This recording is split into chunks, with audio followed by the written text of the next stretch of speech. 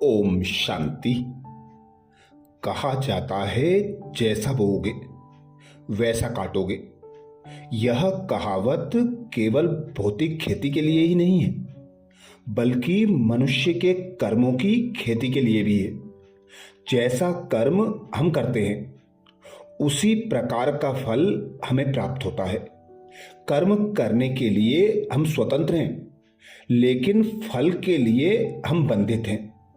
भौतिक खेती में भी जो बीज हम बोते हैं उसी का फल मिलता है, दूसरा नहीं। जिसके लिए कहा गया है, बोए पेड़ बबूल का तो आम कहाँ से खाए। बीज बोने के तत्काल ही फल नहीं मिलता, समय लगता है। कई बीजों के फल पाने के लिए तो वर्षों लग जाते हैं। जिसके लिए कहावत है, बोए दादा और खाए पोता। बीज ऐसे ही नहीं बो दिया जाता, उसके लिए समय, ऋतु, धरती देखनी पड़ती है। अगर धरती बंजर है तो बीज कितना भी अच्छा हो फल नहीं देगा। किसी बीज को पानी अधिक चाहिए, किसी बीज को कम। अगर किसी बीज को पानी कम चाहिए और उसे बरसात में बो दिया जाए, वह सड़ जाएगा। पहले जमीन पर हल चलाना पड़ेगा, तब अनुकूल खाद डालकर बीज बोया जाता है। उस खेती को जानवरों, पक्षियों और प्रकृति से बचाने के लिए देखभाल करनी पड़ती है। किसान लोग खेती होने के समय और काटने के समय आराम को भी त्याग देते हैं। वे समझते हैं कि अभी हम मेहनत करेंगे तो साल भर आराम से खाएंगे। यह ध्यान रखा जाता है कि अच्छे से अच्छा बीज बोने के लिए रखा जाए, उसमें किसी प्रकार की बीमारी न हो। यह बात हुई भौतिक खेती की। विभिन्न लौकिक कर्मों रूपी खेती है। कर्मों की खेती के लिए कई प्रकार की बातों का ध्यान रखा जाता है। यदि कोई विद्यार्थी जीवन में श्रेष्ठ पढ़ाई कर लेता है तो उसका सारा जीवन आराम से व्यतीत होता है। अगर वह इस समय को व्यर्थ गवा देता है तो उसे पूरा जीवन दूसरों पर निर्भर होना पड़ता है। एक व्यापारी अपनी दुकान पर लोगों की पसंद की अच्छी अच्छी वस्तुएं रखता है, ग्राहकों से ठीक व्यवहार करके ठीक दाम पर वस्तुएं उपलब्ध कराता है, तो वो लाभ रूपी फल कमाता है। एक जोहरी लोगों की फरमाइश के अनुसार रात दिन लगाकर जेवरात बना देता है, तो उसे अच्छी आमदनी हो जाती है। रेलवे स्टेशन के प्लेटफार्म पर लोग रेल आने के समय चाहे रात ही क्यों ना हो सामान बेचते हैं और पैसा कमाते हैं। ये विभिन्न प्रकार के लौकिक कर्मों की खेती है, जिसका हम अपनी मेहनत अनुसार फल पाते हैं।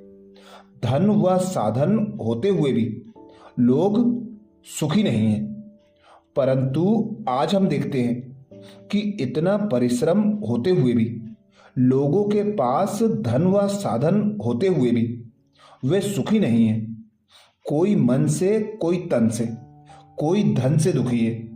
अधिक धन है तो सुरक्षा का खतरा है, और धन नहीं तो उसे उपलब्ध करने की समस्या है। कितनी बेरोजगारी है। कोई जन से दुखी है, एक दो को नीचा दिखाने में लोग लगे हुए हैं। आज जितनी बेईमानी, हेराफेरी, धोखाधड़ी पहले नहीं थी। लोग अपनों से ही भयभीत हैं। सरकारें भी इन समस्याओं को रोकने के लिए पुलिस बल, थाने, न्यायालय और जेलों पर खर्च कर रही है, फिर भी हालात बद से बदतर होते जा रहे हैं। तन मन धन सब प्रभु की अमानत है। इन सभी समस्याओं का कारण कर्मों की गुह्य गति का ज्ञान न होना और देह अभिमान, देह अहंकार है। इस समय कलयुग के अंत और आने वाले सतयुग के समय संगम पर निराकार परमात्मा शिव अपने कल्प पूर्व किए हुए वादे अनुसार कर्मों की गुह्य गति का ज्ञान प्रजापिता ब्रह्मा कुमारी ईश्वरीय विश्वविद्यालय में परम शिक्षक बनकर दे रहे हैं। उन्होंने समझाया है कि तुम आत्माएं शरीर को चलाने वाली चैतन्य सत्ता, मेरी अनादि संतान, अजर अमर अविनाशी हो। तुम अपने घर परम धाम से इस सृष्टि मंच पर अभिनय करने आती हो।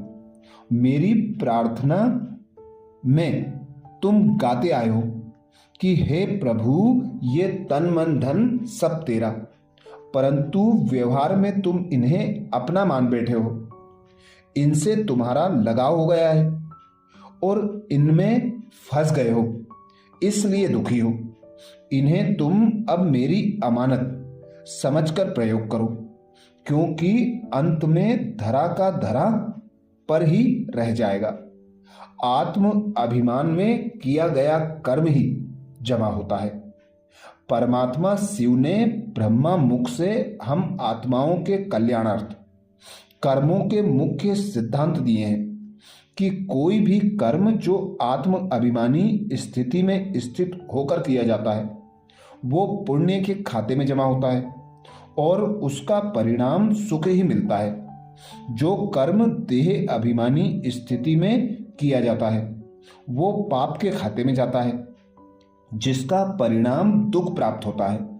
मोटे तौर पर कहते हैं कि झूठ बोलना पाप है, परंतु सारा दिन देह के लिए मैं कहते हैं, जो कितना बड़ा झूठ है और उससे कितना पाप बनता होगा, इसका हम खुद अंदाजा लगा सकते हैं।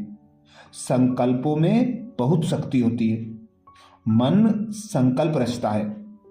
ईश्वरीय ज्ञान से प्रकाशित बुद्धि तत्क्षण उस संकल्प को परखकर निर्णय लेकर अगर होने वाला है तो संबंधित कर्मेंद्रियों को कार्य हेतु सौंप देती है। जैसे आंखों द्वारा देखने का कार्य, कानों द्वारा सुनने का कार्य, मुख द्वारा बोलने का कार्य और हाथों द्वारा किए जाने वाले कार्य। कई आत्माएं संकल्प तो रच लेती हैं, लेकिन उन्हें कार्यान्वित नहीं कर पाती, क्योंकि या तो उनकी बुद्धि सही निर्णय नहीं ले पाती, या होगा कि नहीं होगा ऐसे संशय में आकर छोड़ देती हैं, या फिर आलस्यवश नहीं कर पाती, जिससे उनका संकल्प रूपी बीज व्यर्थ चला जाता है। संकल्पों में बहुत शक्ति है। कहा जाता है ब्रह्मा ने संकल्प से सृष्टि रची, तो हम सोच सकते हैं कि ब्रह्मा का संकल्प कितना शक्तिशाली होगा।